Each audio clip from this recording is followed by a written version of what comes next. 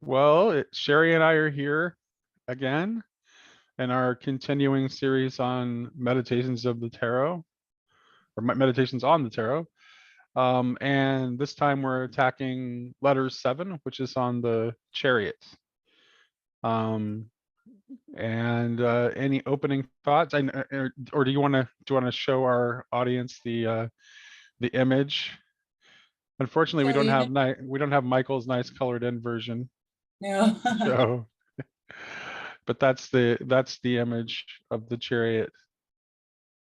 yeah, and apparently the horses are red and blue Yes, because right. he mentions it.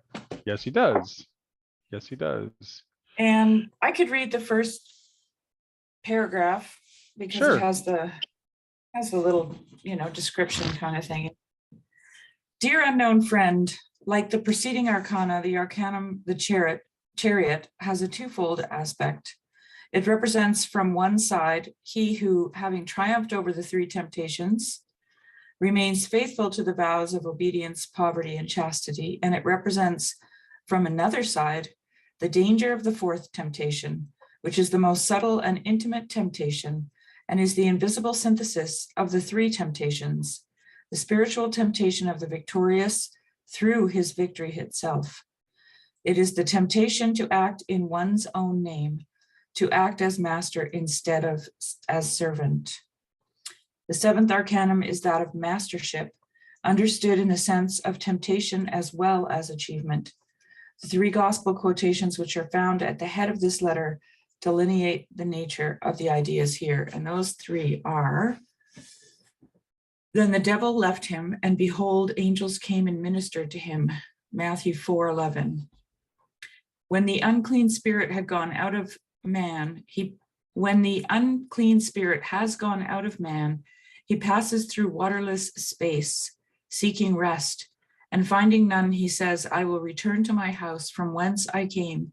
And when he comes, he finds it swept and put in order. Then he goes and brings 7 other spirits more evil than himself, and they enter and dwell there. And the last state of that man becomes worse than the first. Luke 11:24-26. And I have come in my Father's name, and you do not receive me. If another comes in his own name, you will receive. John 5:43. Yeah. That's that he goes interesting places All over the place, with this one. with particularly with that last one. Um let me see. That's like later. Well, let's not get ahead of ourselves. Let's just save that. So he begins by talking about how the card represents both this sort of that has a twofold. Well, actually, even though it's just toward the end, let me go there because he talks about the twofold interpretation. So then he says something later on in the chapter that about the sort of that how each of the arcanum has that same kind of um dual nature, both so that each card has a warning and ideal is the word he puts it. Way at the end, though, Nate. I know it's way at the end, but the thing is that it immediately it immediately reinforces this idea of the Of what he's of what he's saying here about the fact that that there's a warning and ideal in the arcanum. That's true of each arcanum. So I just want, even though I'm skipping ahead to something that's toward the end of the chapter, I think it's relevant here. So he says, I'm inclined to see in all the arcana of the tarot simultaneously both warnings and aims to be attained. At least this is what I have learned through 40 years of study and meditation on the tarot. Thus, the magician is a warning against the intellectual jugglery of the metaphysician, heedless of experience, and against charlatancy of every kind. And at the same time, it teaches concentration without effort and the use of the method of analogy. The high priestess warns us of the dangers of Gnosticism in teaching the discipline of true gnosis. The empress evokes the dangers of mediumship and magic in revealing to us the mysteries of sacred magic. The emperor warns us of the will to power and teaches us of the power of the cross. The Pope confronts us with the humanistic cult of personality and the magical pentagram in which this culminates, and opposes to this holy poverty, obedience to the divine, and the magic of the 5 wounds. The lover warns us of the 3 temptations and teaches us the 3 sacred vows. The Chariot lastly warns us of the danger of megalomania and teaches us the real triumph of the real triumph achieved by the self.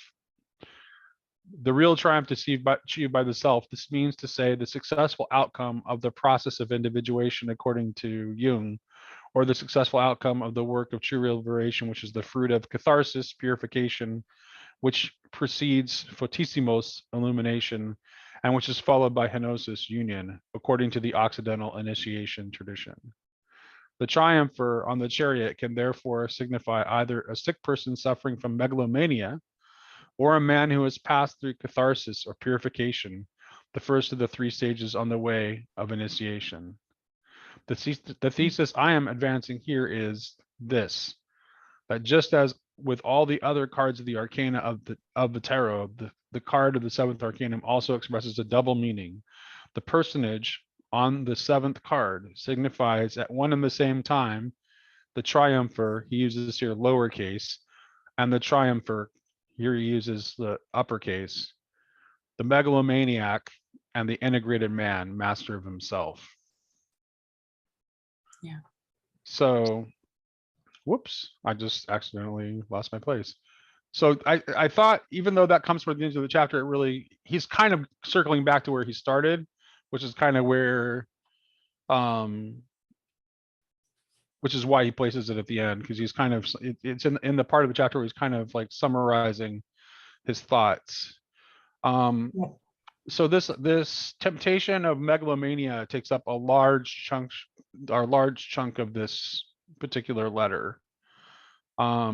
What were your thoughts about that? Because Tomberg seems to suggest that this temptation is particularly strong for the esoteric, the mystic, or the hermeticists.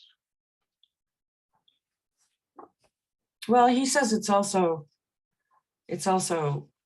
manifests in the ordinary too. I can't remember where it is now because I'm not going in the order of. Oh, I'm sorry. I didn't mean to throw you. Threw me off.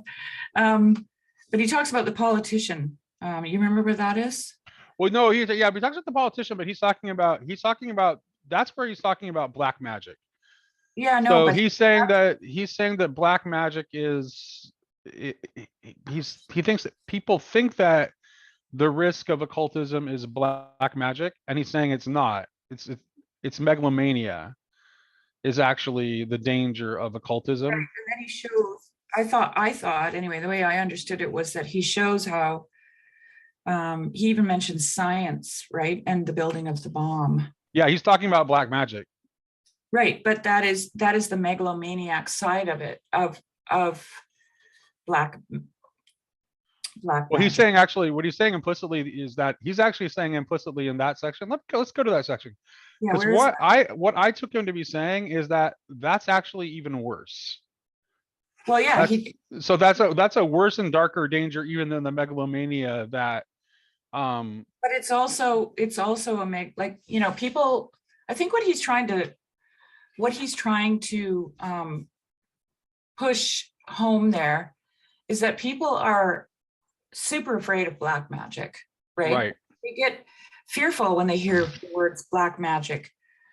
Let's just go ahead and jump to that section. So here we go. This is on. What page is it? Page 178.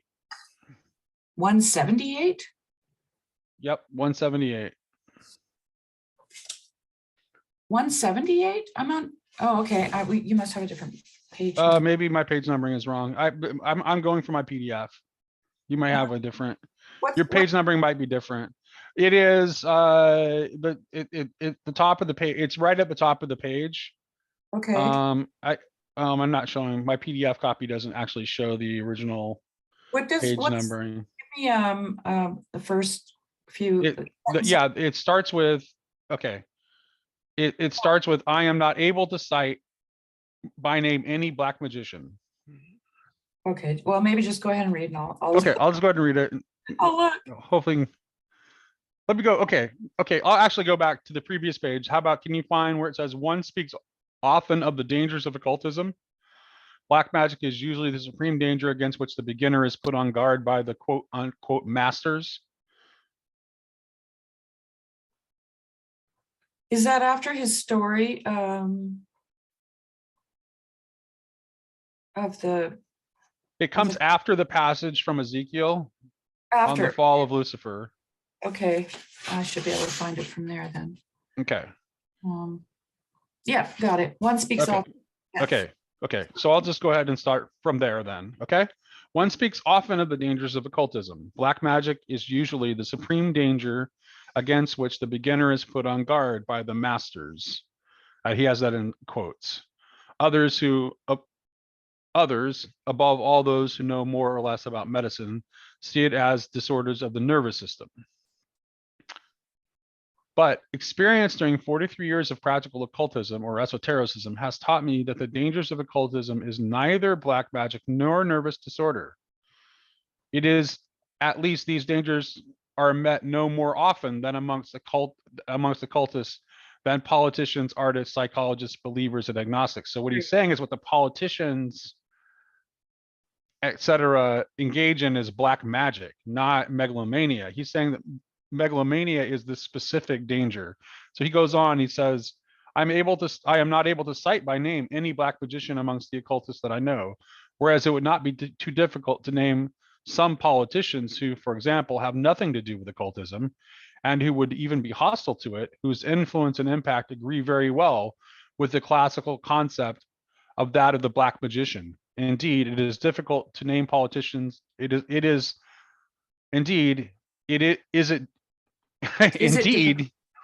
it difficult to name politicians who have exercised a deadly suggestive influence on the popular masses, blinding them and inciting them to acts of cruelty, injustice, and violence of which each individual, taken separately, would be incapable, and who through their seemingly magical influence have deprived individuals of their freedom and rendered them possessed? And is this action to deprive men of their moral freedom and to render them possessed the very aim and essence of black magic? No, unknown friend, occultists, including those amongst them who practice ceremonial magic, are neither masters nor disciples of black magic. Truth to tell, they are amongst those who have the least at all in common with it. It is true that they, above all, the adepts of ceremonial magic, often fall prey to illusions and mislead themselves and others. But is this black magic? Besides, where can one find a class of human beings who never make mistakes? Even Dr. Faust, who made a pact with the devil, and this concerns all pact makers of this kind, ancient and modern, was only the naive victim of a prank on the part of Mephistopheles, who was a rogue well known to all those who have knowledge of the occult world. Because how can you sell something which in no way belongs to you? It is his soul which would have been able to sell Dr. Faust, but never would Dr. Faust be able to give away his soul. However solemn his pact was, and no matter whether he wrote it and signed it with blood or with ordinary ink. It is Mephistopheles' way of giving a lesson to those who want to be supermen. He brings to light the plurality of their pretensions, and whilst wholly deploring the naivete of poor Dr. Faust, one is led to consider the method of roguishness of Mephistopheles as, in the last analysis, salutary.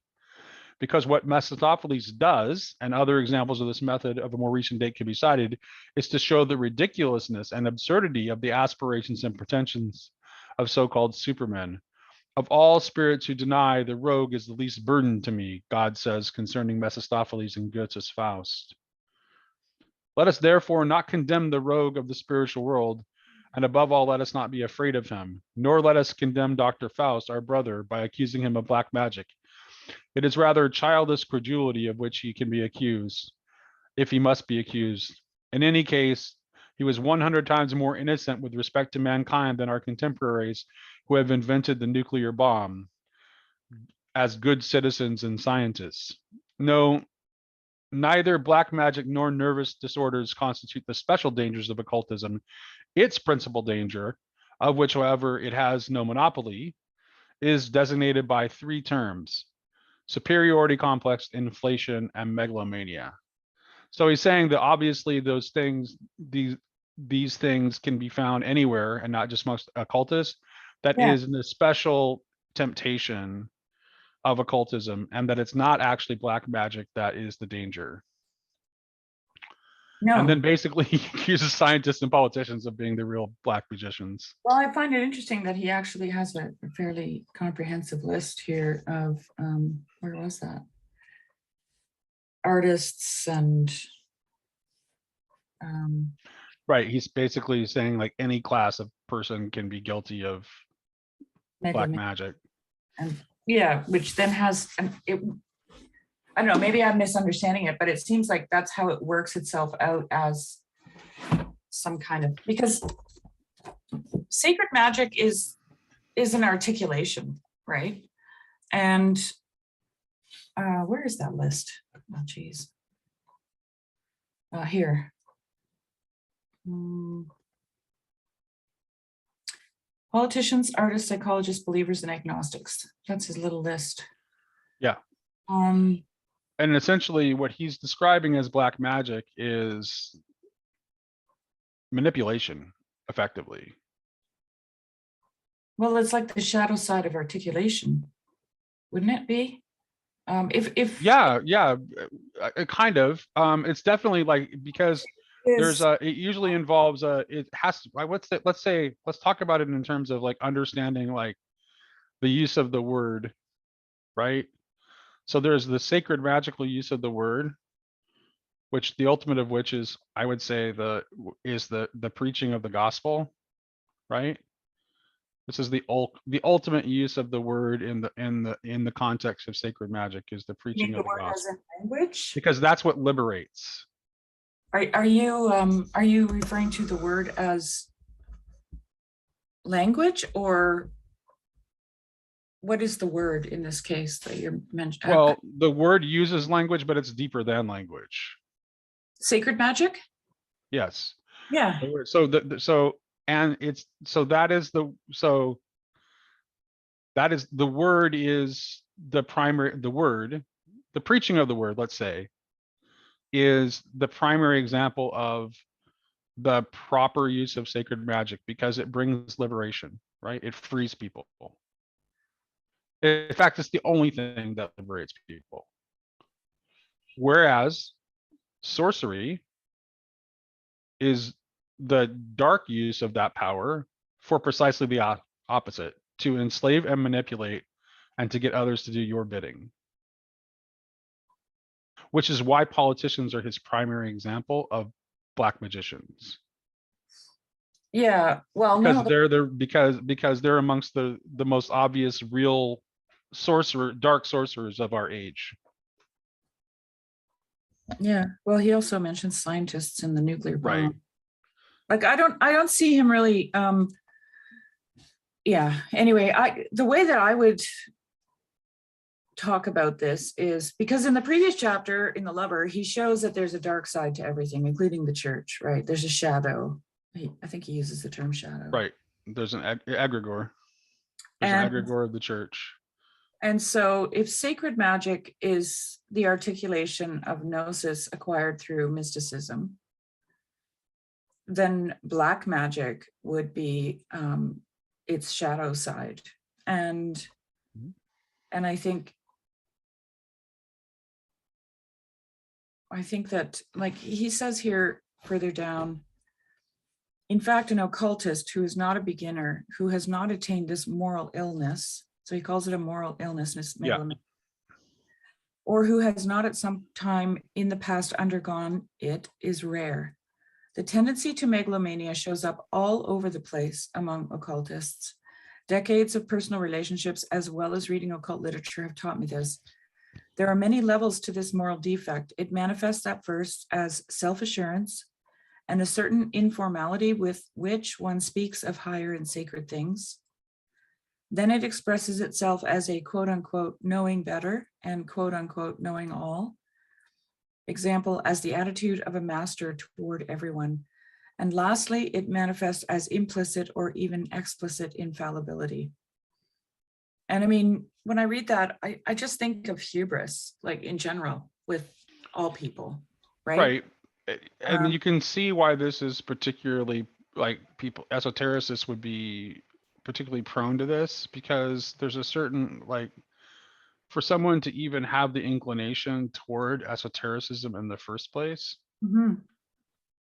Well, it's power, requires secret power. requires a certain thirst for knowledge, and if that thirst for knowledge can quite easily Yeah, become a search for power. In fact, I would say that if it is just knowledge that is sought, it is intrinsically a search for power.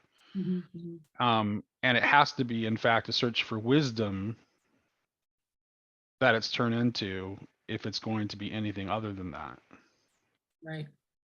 I feel like we're in the deep end before we started in the shallow end, though.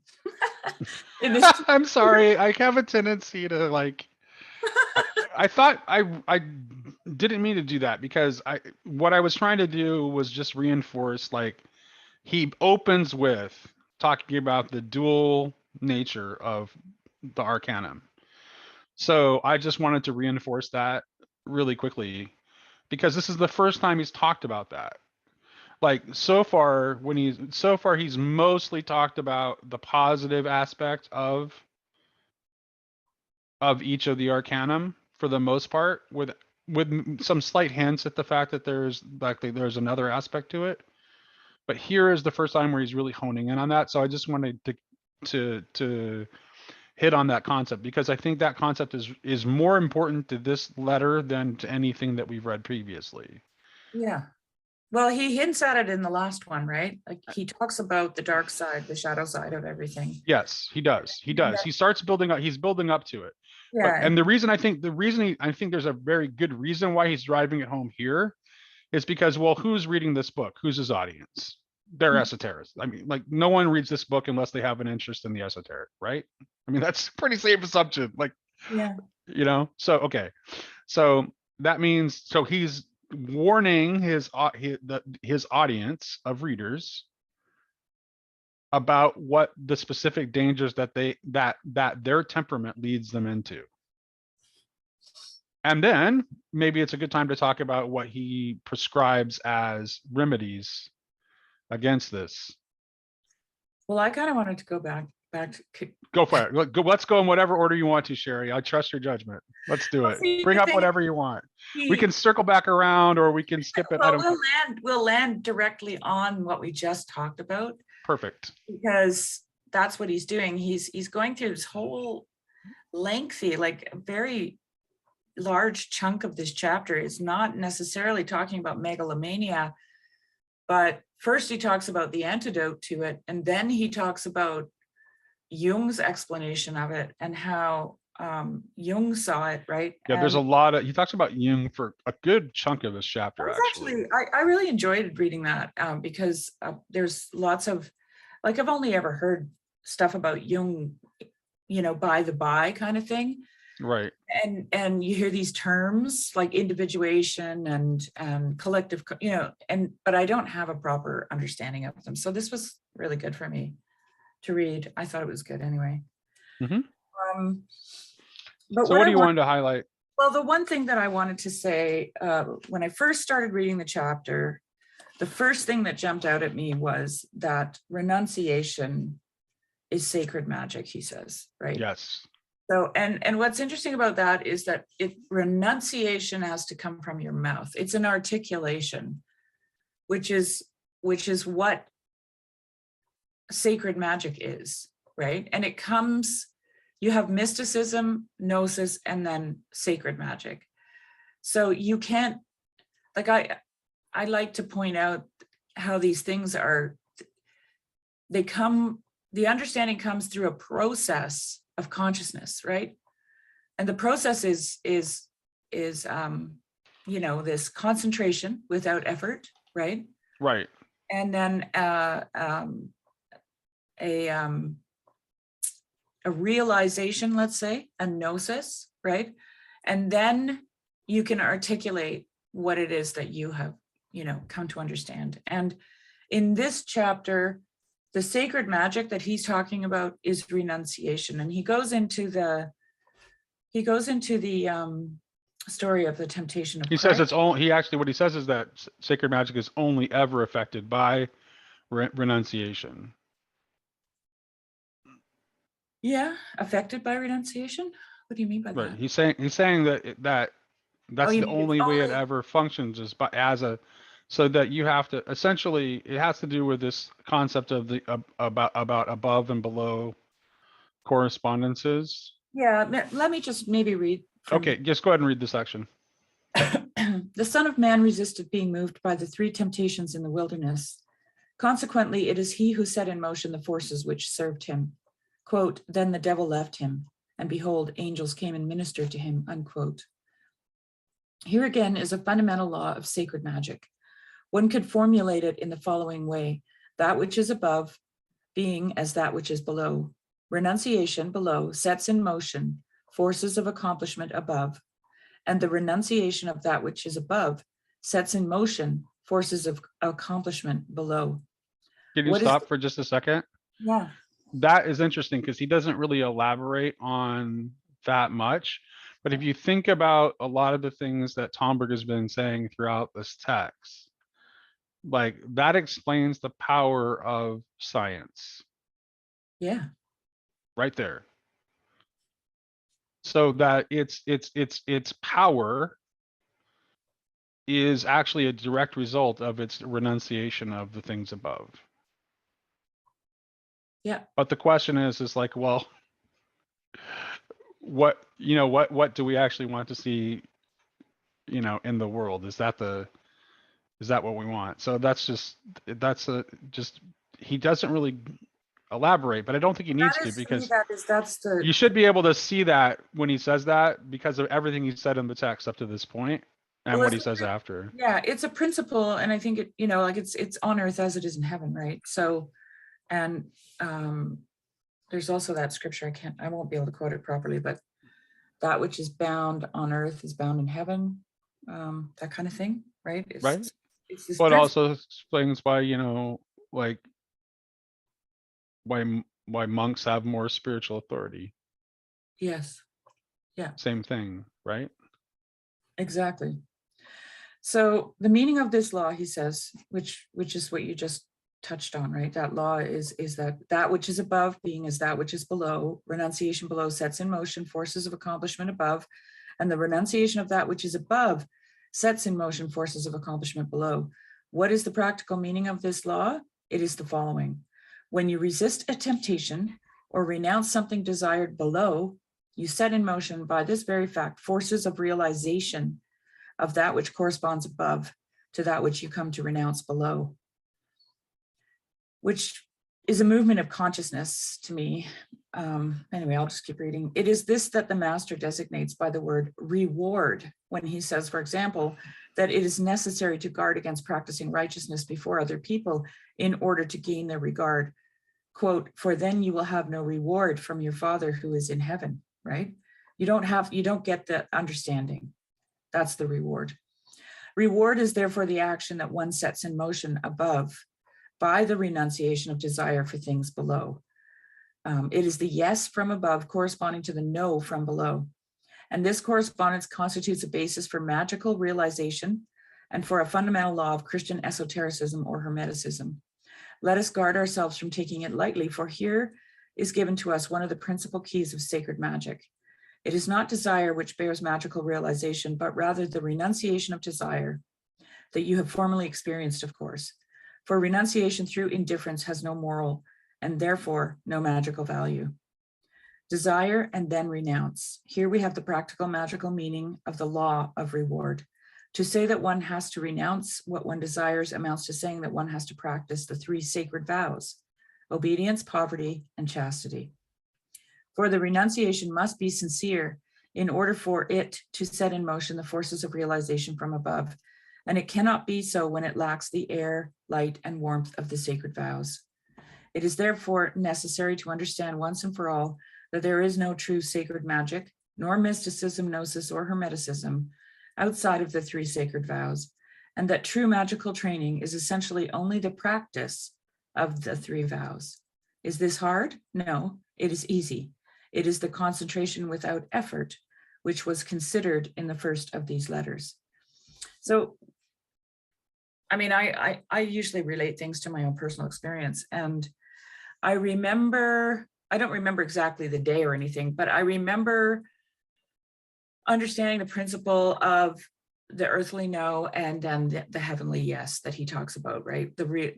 So you have this power of renunciation. So you have this moment where you say no to something, and it's a desire, right? So you have to renounce that desire, and then you get the yes from heaven, or the realization of what it means. And this is all about dying, right?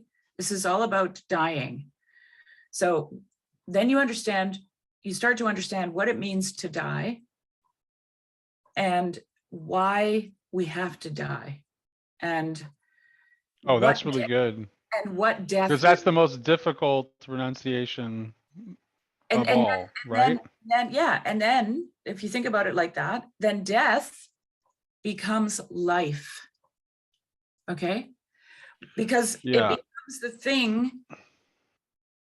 The renunciation is the death, and the life comes from above. Right. You know Right. Yeah, no, that's really good. That's really good. And that brings a lot of like the early church fathers and Christ sayings about life and death into really to full relief. Well, this is right. This is really wrapped up in if you save your life, you will lose it. And if you lose your life, Right, exactly. for my sake, right? Yeah, that's right. That's what that is. Right. That's really good. That's really good. And I would say that, and I think it's after, so here's the thing. So I think that the renunciation isn't the end of the story though. No, it's the beginning of enlightenment. It's the beginning of a story, right? Because it's the renunciation is the first step that's required to begin the collaborative, cooperative effort between heaven and earth. Which is why this is what the New Jerusalem is the symbol of. This is why it has the measure of a man and the measure of an angel, both. Well, because it's a cooperation. It's a cooperation. It's a collaboration. Yes. But that renunciation has to come first. Yeah, and the thing is, renunciation is not just, it's an articulation, right? It's something that we say out loud. That's a really good observation too. You know, I didn't even think about that when I was reading the chapter, and then you said that and I'm like, yeah, that's like, I mean, literally that is part of the meaning and the etymology of the word, is it does have to do with speech, which brings us back to this thing that we were talking about too, with like, you know, the importance of the word and its power and its capability for both for light and darkness, for liberation and enslavement. Right. And I would say that this is why I was talking about it when we were ahead of ourselves, was that the black magic is the shadow side of the sacred magic. So it is articulation without mysticism and gnosis, right? Without that concentration, without effort, and that reflection, right? And desire is its center, right? Well, that's, and I mean, I don't want to kind of, there's a part in here that goes, he talks about that. Wait, let me see if I can find it, because maybe go for it. You bring in the good stuff today, Shari. Where is it here? Let me see. I made a little note and I'm looking for it.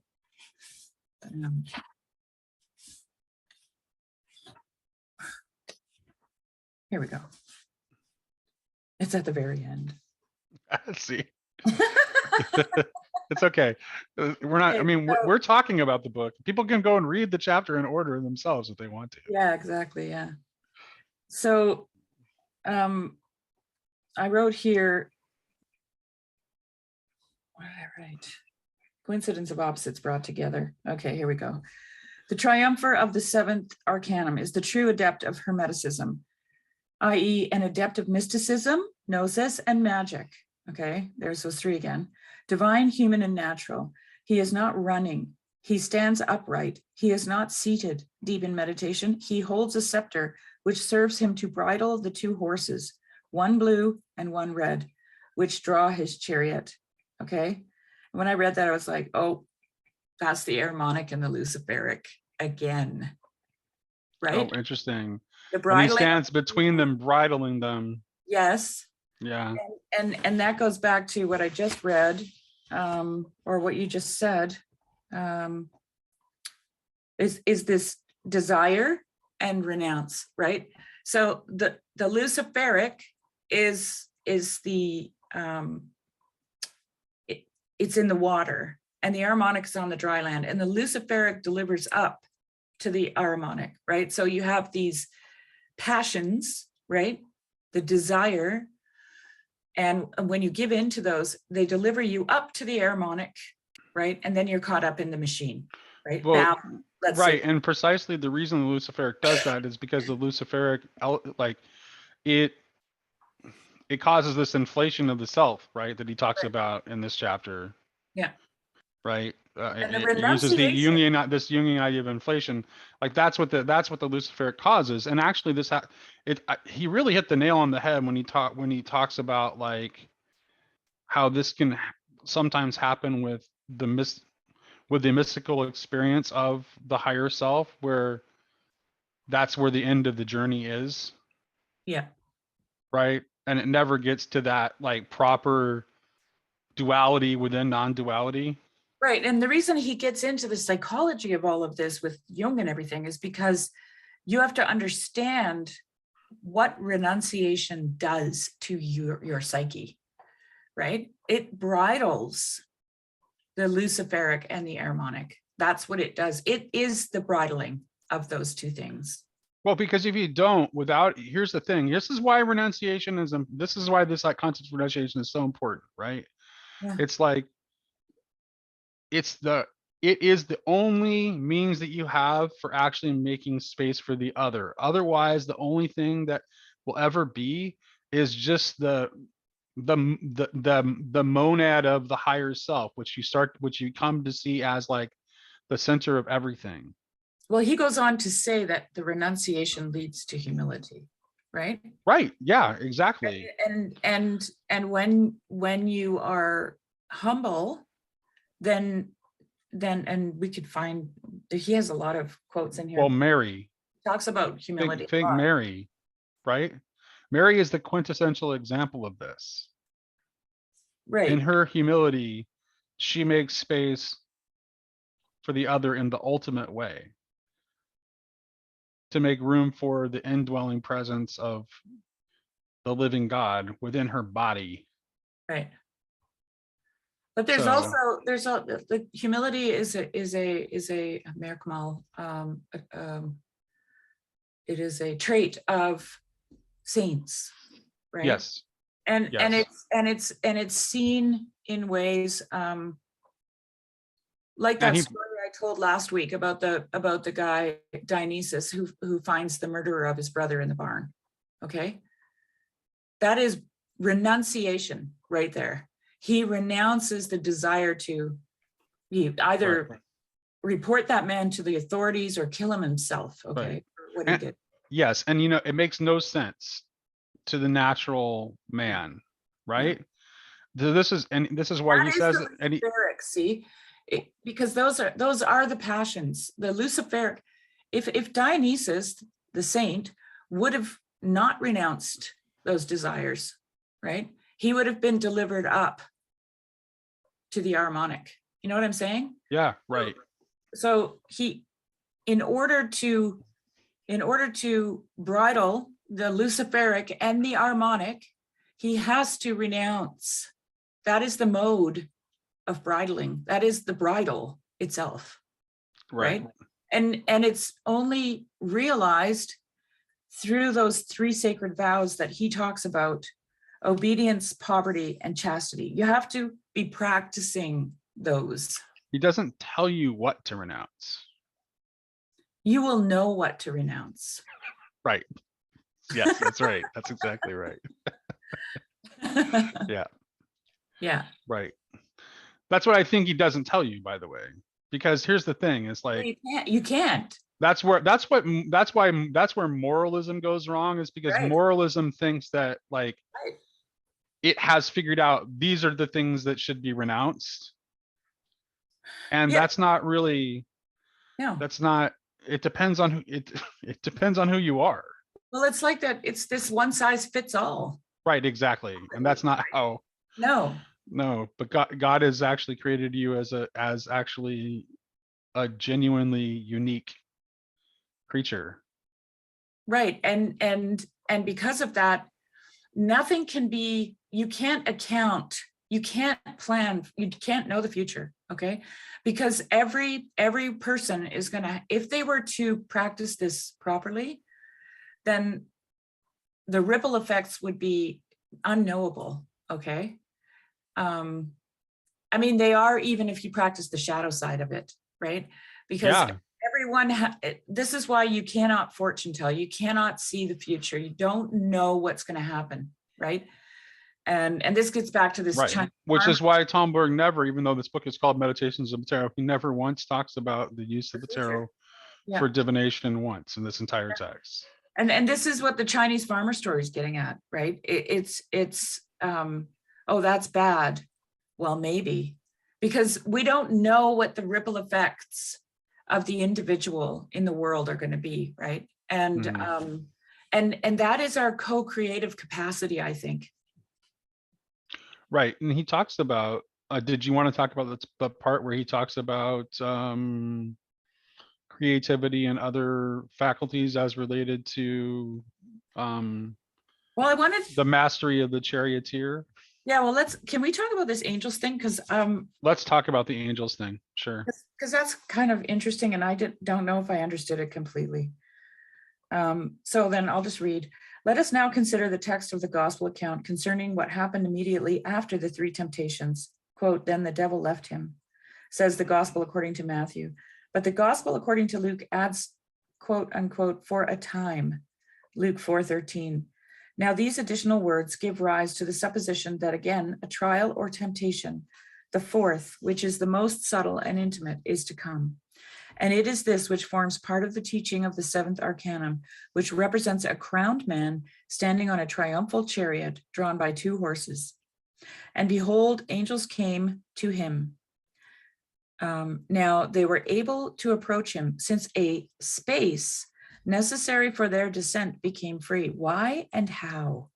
And this is really interesting to me. Angels, I don't know if I want to try to say that, hoi angeloi, are entities which move vertically from above below and from below above.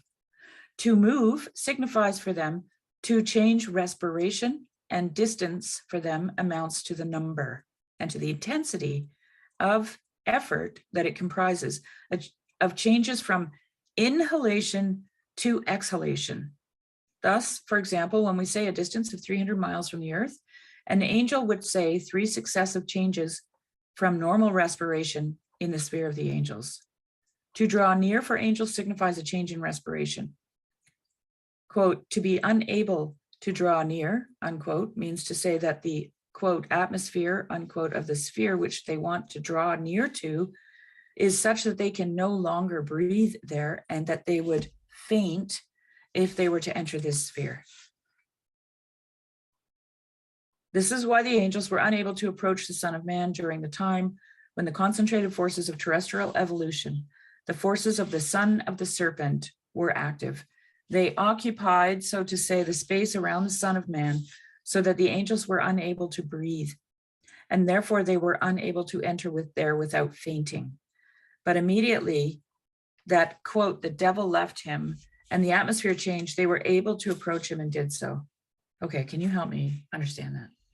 So I think the way to understand this is by thinking of angels as light and matter as heavy. Okay. And so when angels, they're naturally the heavenlies are the natural abode. It's a airy light realm.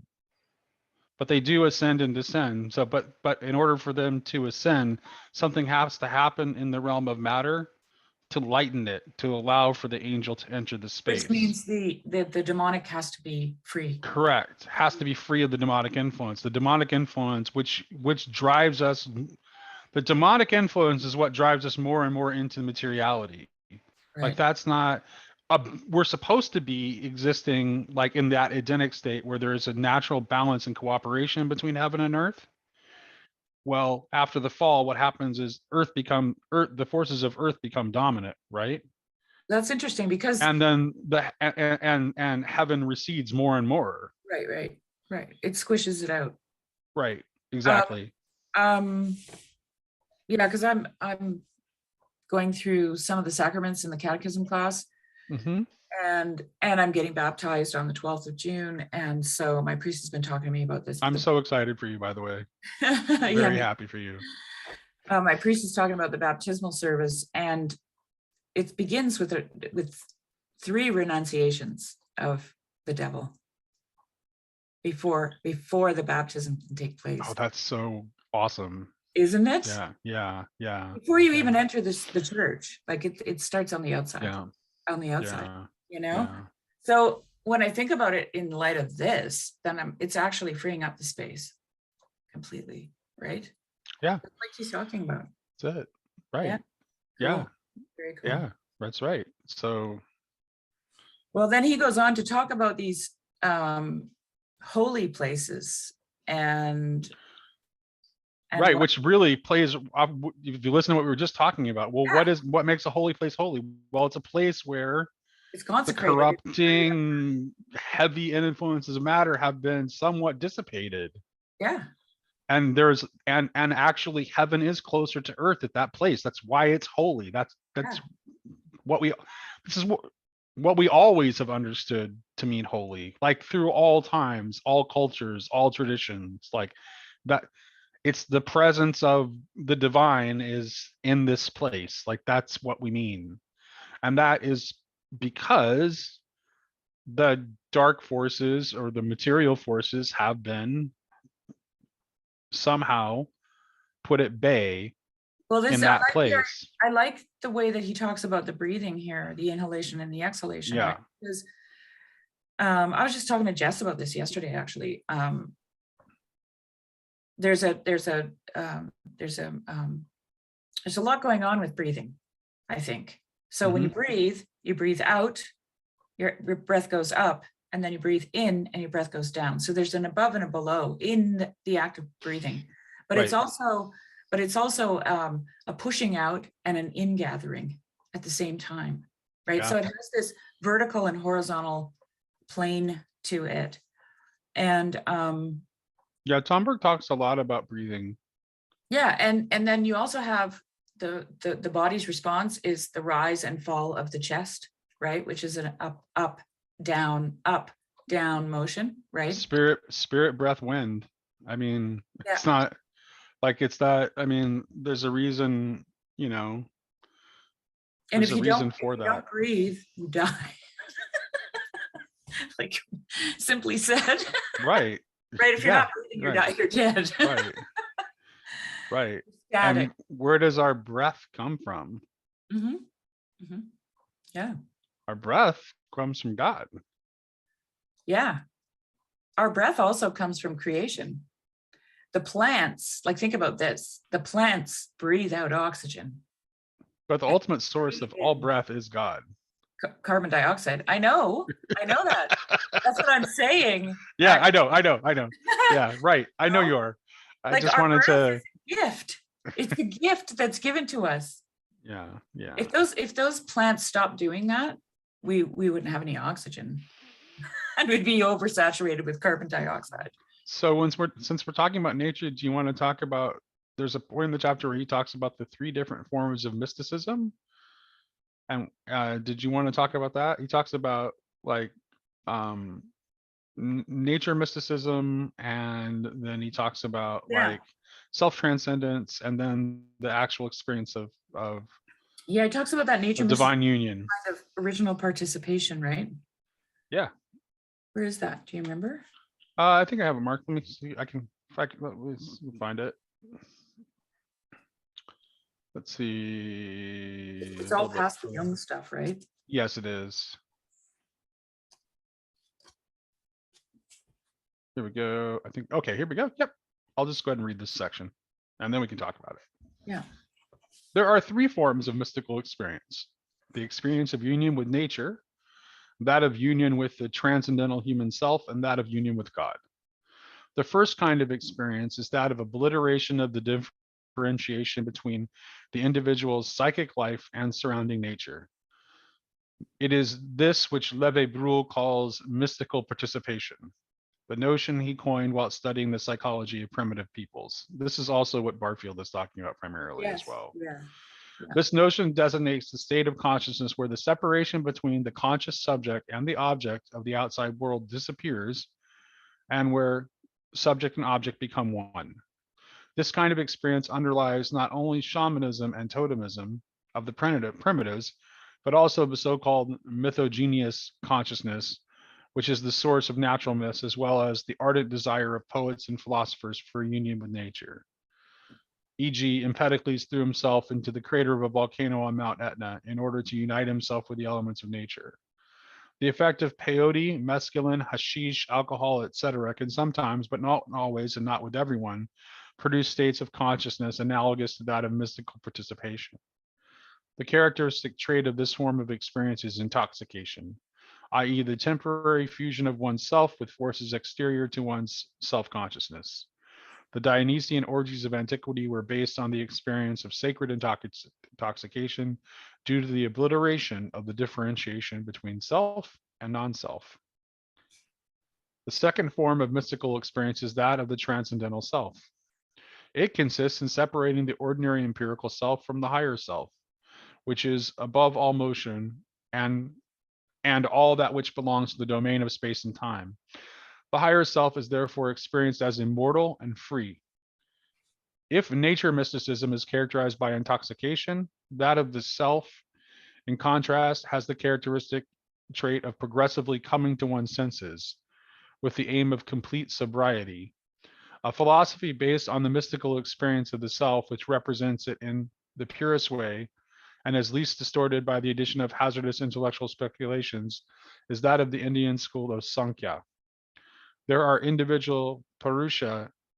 There, the individual Purusha is experienced in its separation from Prakriti, i.e., all movement, space, and time, as immortal and free.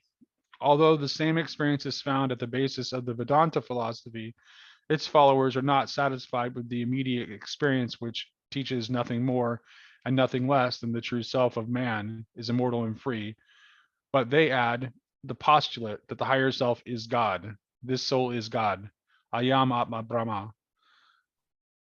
The Sakya philosophy, in contrast, remains within the limits of the experience of the higher self as such, and in no way denies the plurality of Purushas, i.e., the plurality of the immortal and free higher egos. Nor does it raise the individual Purusha to the identity of the Absolute, which has resulted in it being considered an atheistic philosophy. It is so if one understands by atheist the frank confession, I have not had experience of anything higher than the immortal and free ego. Abiding by the experience, what can I say in good faith? Sankhya is not a religion and therefore does not merit being classed as atheistic any more than, for example, the modern psychological school of Jung does. On the other hand, can it be considered as proof of belief in God to attribute to the higher self of man the dignity of the absolute? The third sort of mystical experience is that of the living God, the God of Abraham, Isaac, and Jacob in the Judeo-Christian tradition, the God of St. Augustine, St. Francis, St. Teresa, and St. John of the Cross in the Christian tradition, the God of the Bhagavad Gita, Ramunja, Madhva, and Kaitayana in the Hindu tradition. Here it is a matter of union with God and love, which implies a substantial duality, being essentially at one.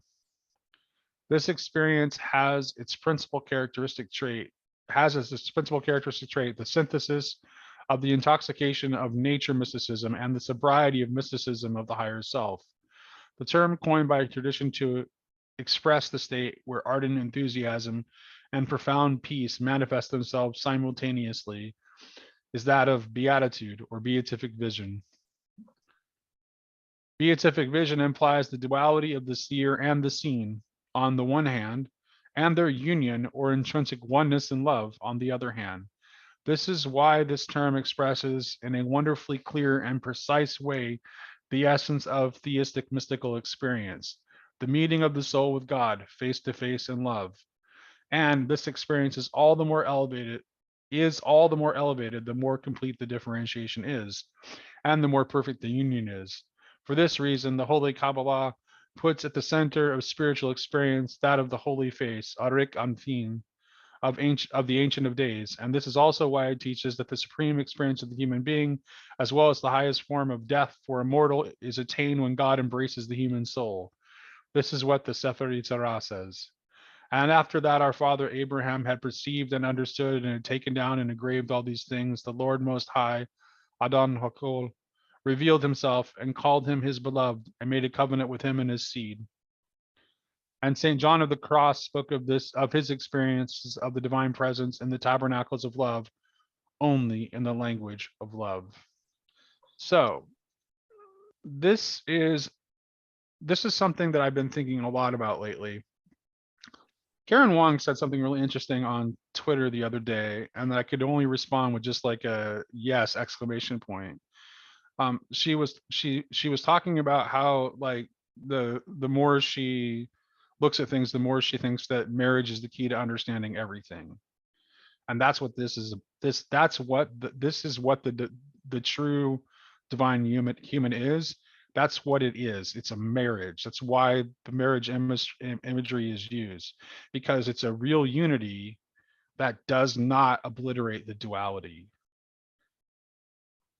So that I think marriage is, to me, marriage is the opportunity to understand theosis. Yeah, that's what it is. And right. And theosis, and I don't mean theosis in just a Christian sense, but theosis in the sense that everything needs to have a theosis, right? This is what Jung calls I think what he calls the individuation process, right? And abstract metaphysicians and theologians have a tendency toward really not moving past that transcendent self kind of conception. Well, this is the two becoming one. And that principle is true for everything. Because when we fell in the garden, we fell into the two, right? That's why earlier in the book, he talks about duality, or the number two, as being the most evil. But that's not the only aspect of it. He also talks about it. And also, I don't know if I want to backtrack to that and go look, but he also talks about that in the positive aspect as well. Well, that's because everything is two. It's right. two. It's two if there's only duality and no unity within duality. Right? That's you have to become one. Correct. You have to be caught up in a unity. Okay. But there's still two. This is important. That's what I'm saying. There's not it's a unity that still includes the multiplicity. That's what I'm saying. The duality. Yeah. I know. I just wanted to be clear about that. Yeah. Like the two becoming one. We all know that in a marriage, they don't actually become one. They're not Siamese twins after they, consummate their marriage, right? They're not hopping around trying to get by as, one flesh. That's what it's and Rilke would also say that the highest form of love is to guard one another's solitude in a marriage, right? To allow your partner to be, right? To be who they are. And so there's this image that I have in my mind. Because here's the thing. If you're not doing that, there aren't actually two. Right. Which means that you can't, which means that it's one trying to obliterate another one. You know, it's kind of like it's like the Highlander principle. There can be only one. Yeah. So like this is why Song of Solomon's is written in the way that it's written. It's the act of making love, right? The act of making love is being caught up in a unity. Okay. Yes. It's being caught up in a oneness, but at the same time, each person, and the Song of Solomon does this, they talk about the details of the person they're looking at. Okay. Every wrinkle, every blemish, everything about the way their hair lays, the way their cheeks are, what their eyes look like, you know. So if you think about it like that, lovemaking is the art of multiplicity, of the one and the many. Okay. Yeah. It is that is what it is. Which is what God is too. Like, because this is when we have from Revelation that God is love.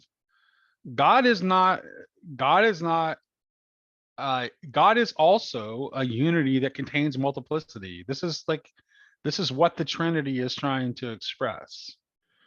And God desires for everything else to be joined to him in that same mode through that same source of unity, which is love, which is the divine essence itself. Right. And so, and out of that communion comes another life. Okay. And that's Right. true for everything. Anytime Right. any two things come together, something new emerges, right? Some other life comes out of that. And Tomberg would say that life can be sacred and it can be black. Okay. It can be a good thing and it can be a bad, it can be the shadow of it. Right. Right. So that principle of the three, right, is the two becoming one, in which something new and alive emerges. Right. And that's what marriage is. Right. And that's why it's the ultimate symbol of, that's why it's the ultimate symbol of everything. Like that. I mean, yeah. And I think that's why Christ is a bridegroom. We are a bride. There's a marriage feast. That's also why God hates divorce, I think, because it destroys that symbol in the world. That's what it does. The marriage is a story. It's telling us something about reality. So I this is a total aside, but David Bentley Hart started a new series on Christian vision of politics. And I made a comment on his first entry, which I thought was really good, and it was a positive comment. And I said, I'm anxious to hear what you say because, you know, I'm a Christian anarchist, and generally I don't think there's any possibility of a Christian politics. But if anyone can convince me that there is, then it would be you. And his response to me was, but anarchism is a politics too. And he's just wrong about that. Like, if your definition of politics is any community whatsoever, then you're denying the entire purpose of the church, because the entire purpose of the church is to build another kind of community altogether. And its model is actually not the polis, but the family. Mm-hmm. Well, the family is the core of our society. For it's wanting to make the entire world the family of God. It's fractal, right? It's spiritual, it's emotional, and it's physical manifestation of the pattern of being in the world. It's not, yeah, right. God is our heavenly Father, not our heavenly Emperor. Mm-hmm. I mean, so we'll see what. But we'll see if David has. We'll see if David. I responded to him. I said. My response to him was, only if your definition of politics is overly broad and includes any kind of community whatsoever. That was my response. This was David Bentley Hart you responded to? Or? Yeah. Oh, okay. He responded to me and I responded back to him. Right. Yeah. No, I had a thought back there, but I lost No, it's okay. I totally sidetracked. that. It's my fault.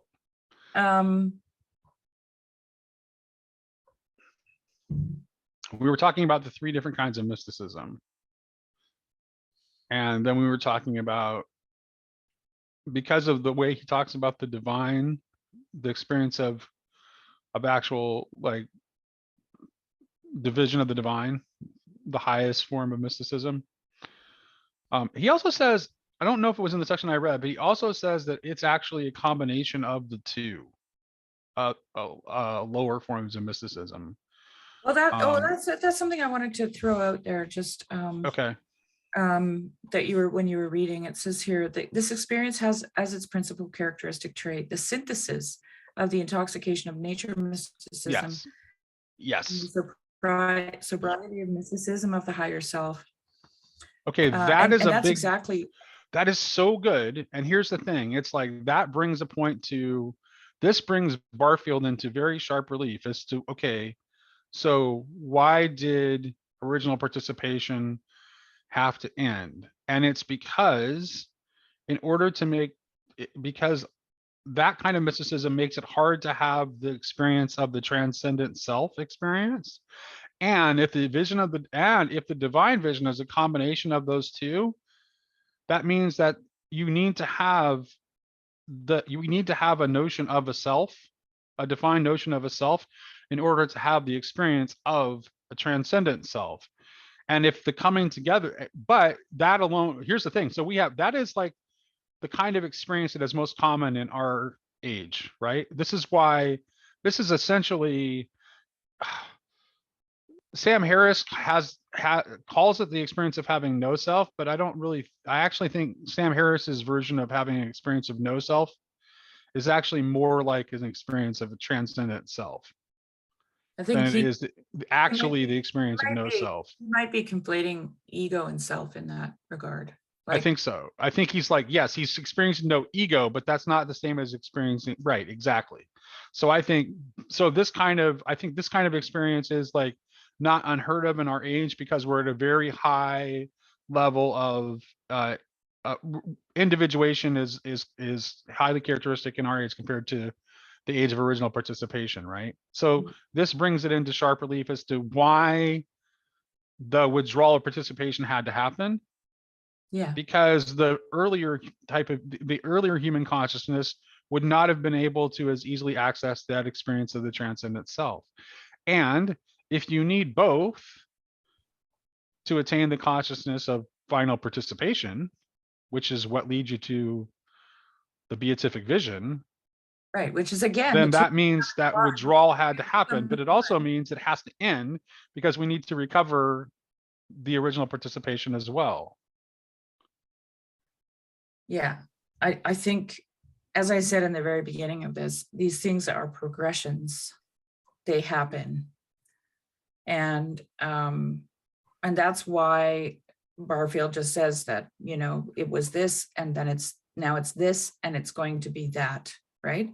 Because the one leads to the other. But he says here,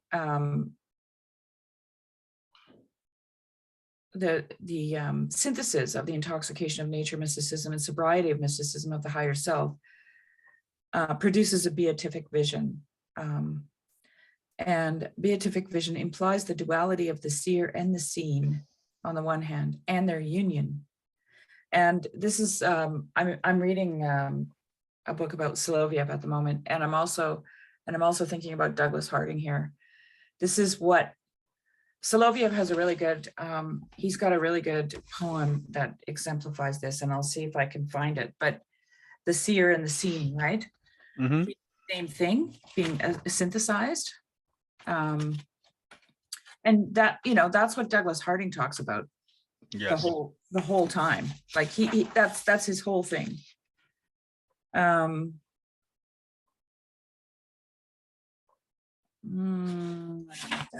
the one that I wanted, but that might work. Most of Soloviev's poetry is that. But I'll just see if there's another one.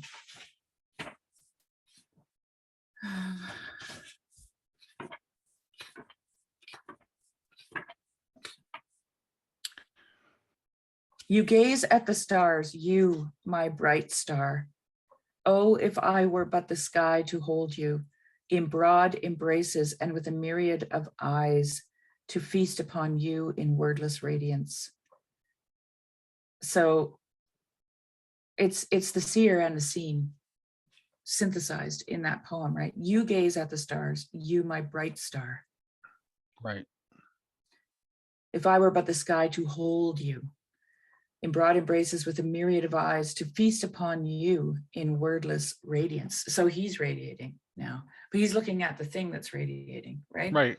And So now it's the experience. So it's the experience of this unity without the loss of the sense of this of possessing itself, essentially. well, it's that. I mean, even Jung talks about it in his idea of individuation. Should actually read a couple of those Jung quotes because they're pretty good. Yeah, go for it. Where is it now?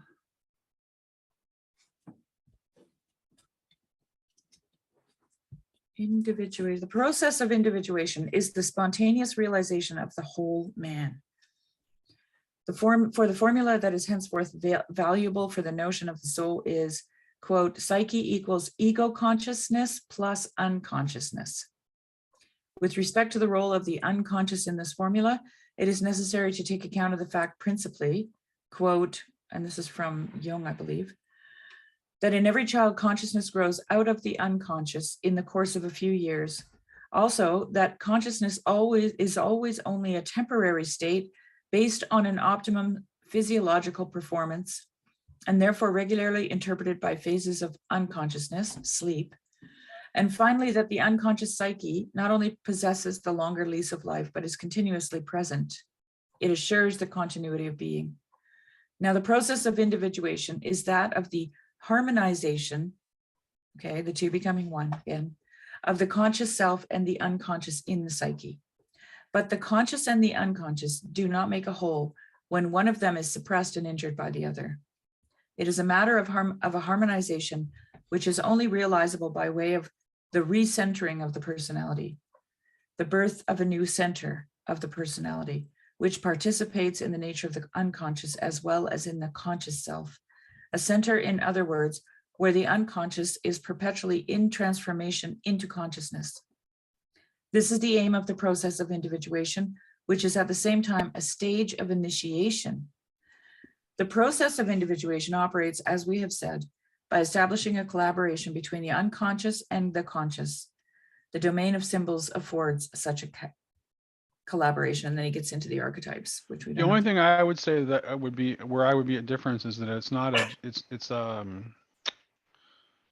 it's not a, I mean, you can talk about it being a new center, and certainly even in Christian language we do use the language of a second birth, but it's generated from something that's already present, which is spirit. Well, that's So that is above, right?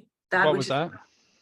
this, to me, the spirit is that which is above, like in the It's very, also in your center though. yeah, but you can only realize, you only know that if you're doing what Soloviev does and you synthesize the two, right? Synthesize, right. That which is above and that which is below, like, Well, you have to see the mirroring, right? yeah, like Soloviev's staring at the stars and the stars are gazing at him, and then they are radiant, and then he is radiant, right? Right, exactly. It's all Yeah, happening. this the old model of microcosm and macrocosm. Yeah. And that's the nature mysticism wedded to the sobriety of the self, right? And then out of that emerges a whole man, which is what Jung is talking about here when he talks about this individuation process. Right. Yeah. Right. Which would, I think, correspond to Pilate saying to Christ, "Behold the human being," because that's what he sees there. He sees the whole man, right? The perfect human being. Yeah. good. That's good. Let's see. Any other like major concepts that we wanted the one thing we didn't talk about is he talks about okay, this is one thing we haven't discussed yet. He talks about how to inoculate oneself against this tendency toward inflation or megalomania.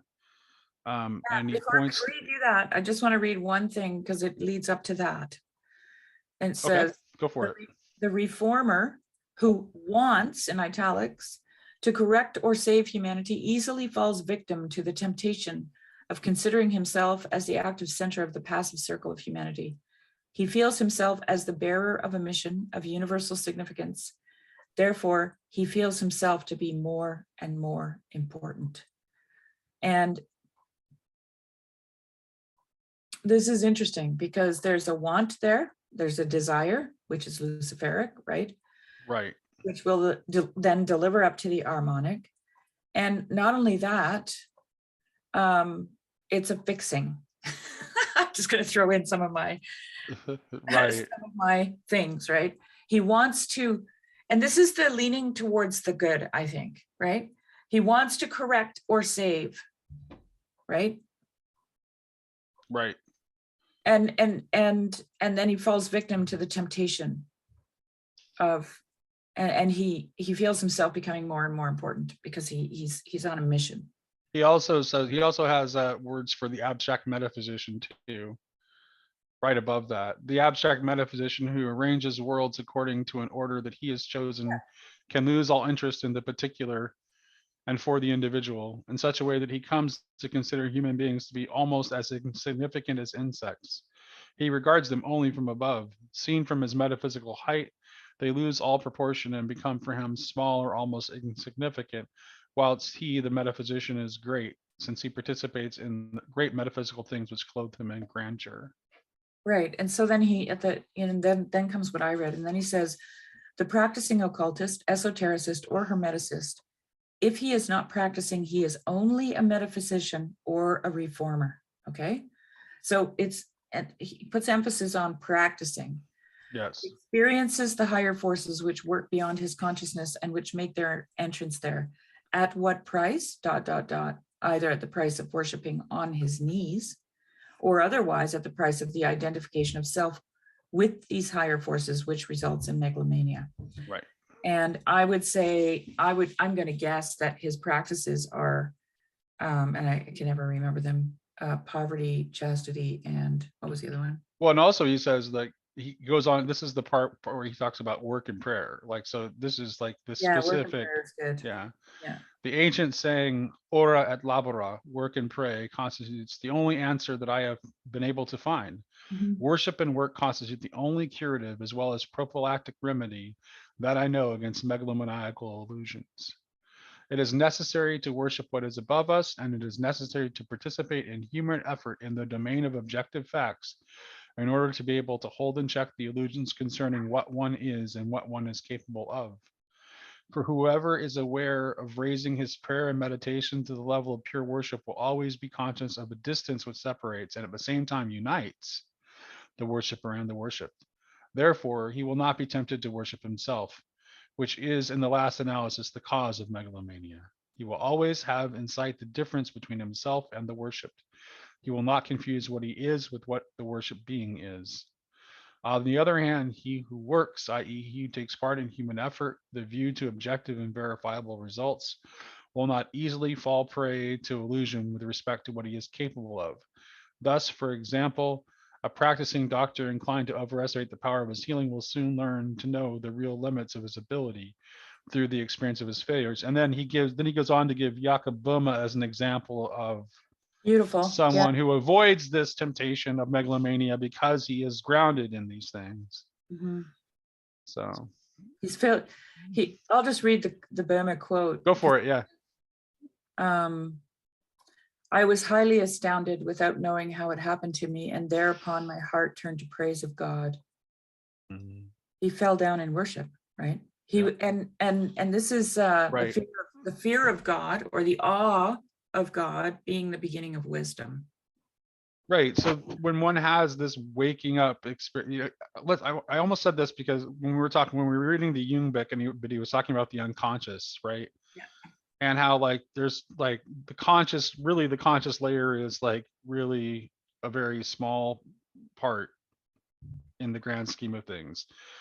And this is why when someone has an experience of enlightenment of some kind, this is why they use the metaphor of like waking, right? Because like it's a part of it, what they're waking to is something that is just like it's coming into their awareness. Right, right.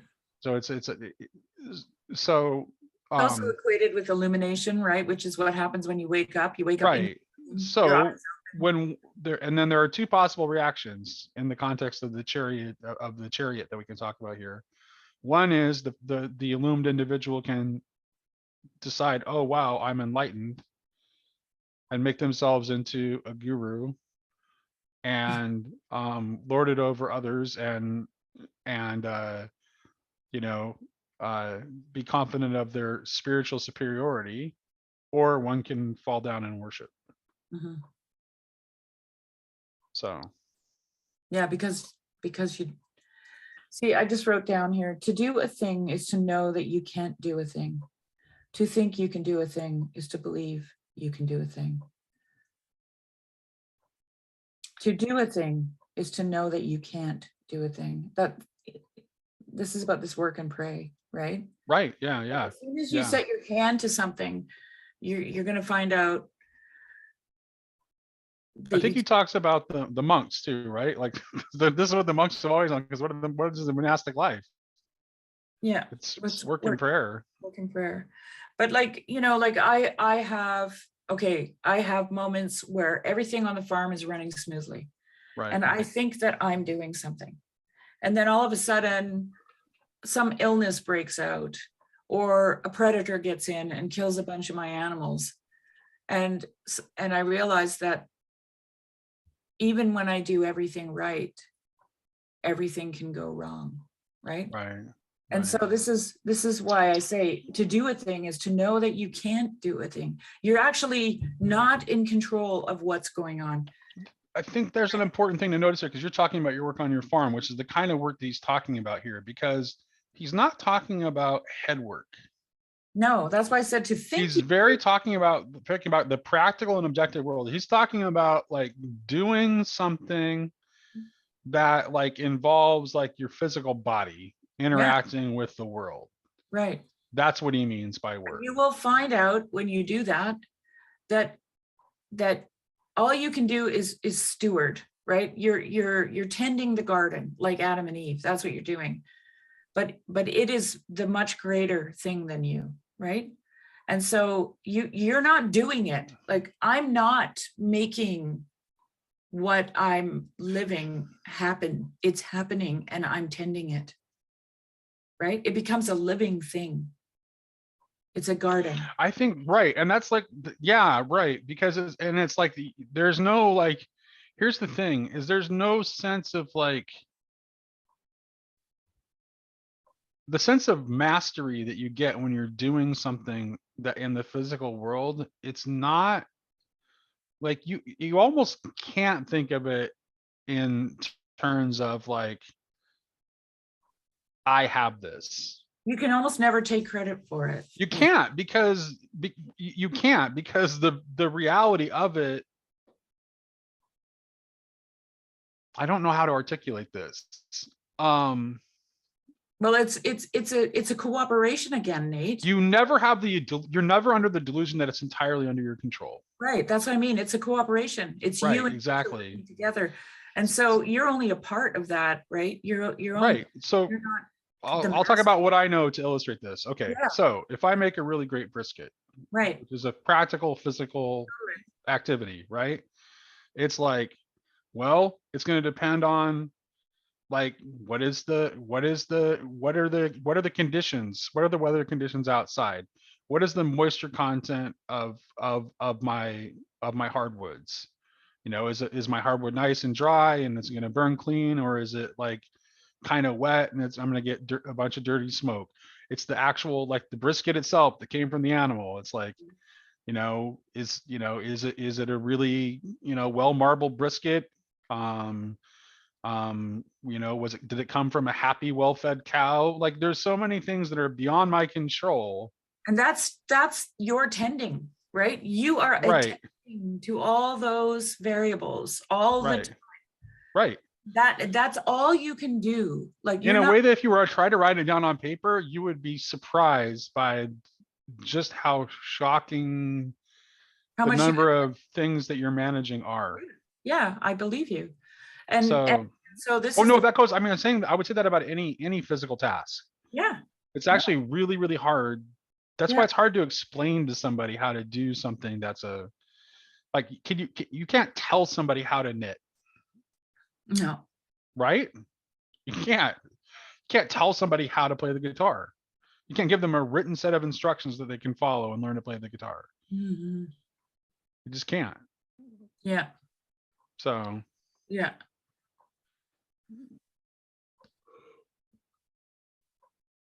no, that's good. That's good. Yeah. And that's actually, here's the thing, is that actually, this is silly, it's such a mundane thing, but that actually does point toward this kind of like relationship of the knower and the known that we're talking about. Mm-hmm. Mm-hmm. Like there's there and makes space for it makes space for the reality of things that are not you. Well, see, when you contend with your brisket, okay, Right. it is showing you who you are. It is challenging you to know, right? There is a cooperation of knowledge happening between you and the brisket, right? Yeah. And it is teaching you, right? It teaches you. And then you have to in turn help it to become. Well, yeah, that's true. Say when I'm trimming a brisket, right? Like every brisket's going to tell me how it needs to be trimmed. I'm not joking. Like it's like, right? It's like, I was hammering in. You can't just, there's no formula. There's no exact formula that you can follow to trim like every brisket that ever existed. Like it's the actual condition and shape of the brisket that you have is going to dictate how you trim it. Yeah. Yesterday I was hammering insulators into these posts that my husband made out of, thin pine saplings. And they're already in the ground, right? And I don't know if you've ever hammered something that wiggles. Not fun. Yeah, no, not at all. So he's got 2 insulators on there. I need to put a 3rd one on the bottom, right? And so the first post, I approach it with, I'm going to drive the nail into the post, right? Theory. And the post teaches me all about it, right? It's going boing, boing, boing, boing, boing. And I'm just like, okay, no, this isn't going to work. I'm going to have to get behind that post. I'm going to have to support the post, right? And then the second post, I do all that, but then I put the nail at a knot in the post, and I can't drive that nail into the knot, right? I'm going to say something a little strange here. I'm thinking about as we're having this conversation, it's like exercise is like fake work. Oh, it totally is. That's what exercise is. It's fake work, and we use exercise to supplement. It mimics work. Yeah, it's a mimic of work, and which is why I think like so many people don't find it enjoyable. I don't. I've never. Right. I don't understand people who do. Work is enjoyable though. Mm-hmm. That's the thing. It's like, because when you've exercised, you've accomplished nothing. It's completely separate. Right, exactly. Work is enjoyable. I would much rather like load feed bags onto a truck than I would lift weights. 100%. Like something is accomplishing something worth doing. Yeah. and then it is a real interaction with the world, and also it happens outside usually, and it's not like in a gym. Operation, right? So like back to every post started to talk to me, okay? Because I would, my first post, I didn't listen to it, okay? I didn't look at it. I didn't try to understand it. I just tried to slam a nail into it, and it was just super frustrating. And I learned a whole bunch. Right, and we get that kind of feedback constantly when we're engaged in these things. Yeah, and after that, I just started looking at the post and asking it who it was, and it would be like, okay, the nail's going to go in right there, and it's going to go in perfectly, and it did every time. As long as I paid attention to what that post was telling me, right? And so now I'm cooperating with all these stupid little posts.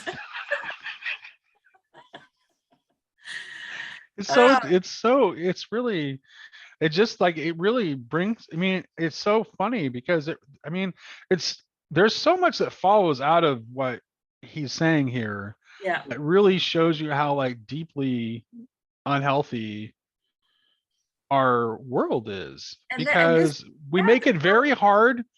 We make it very hard to pray and to work both.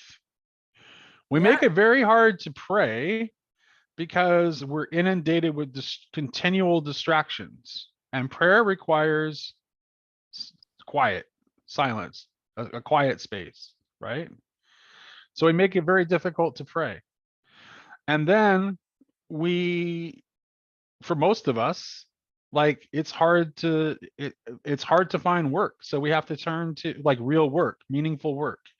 So we have to turn to like artificial work to supplement that for the sake of the health of our bodies. Yeah. Yeah. Well, about the work and pray thing, like I actually think that conversation I had with every one of those posts was prayer. It was a recognition of, you know, remember when you pointed out that he said about not believing that the other is as real as you are? Yeah. Okay, that's what this is. Yeah, I know. I have to affirm my posts. Their reality, okay? I have to say, yes, you're curved, and oh yes, you have a knot there, and oh, there's a split that I could use, and this one is far too wobbly. I'm going to have to support it from behind, and right? Every post had its own reality, and I had to affirm its reality, and I had to cooperate with it.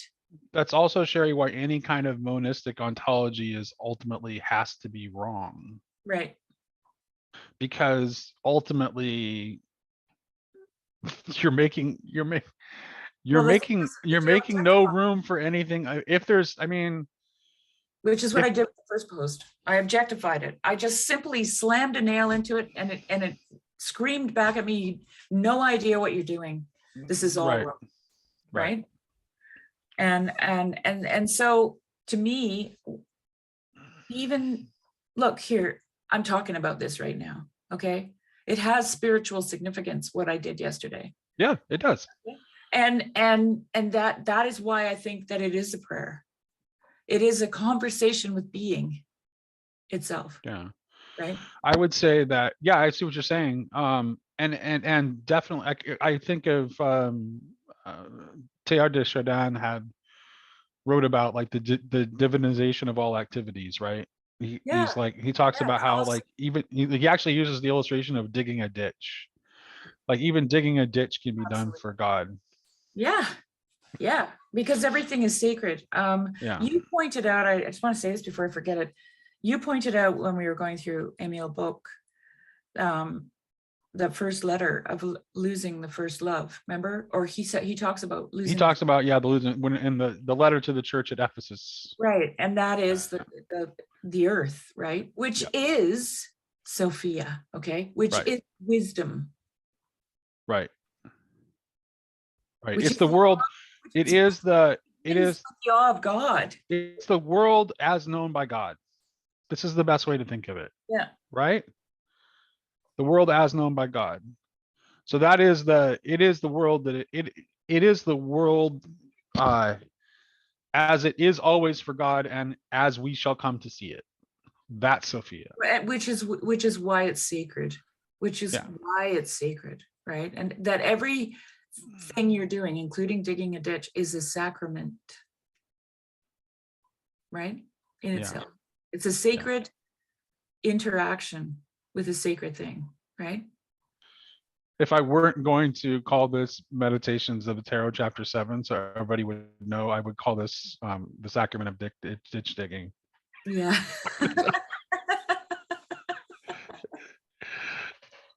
But no, that's great. I think we covered most of the. I think this was good. I think we covered most of the salient parts of this. I mean, people can always read it for themselves, and if they see more things and they want to point us toward them in the comments, that would be great. Yeah. Thanks for joining me today, Shari. Yeah. Thanks, Nate. It was great. Yeah. Enjoyed it.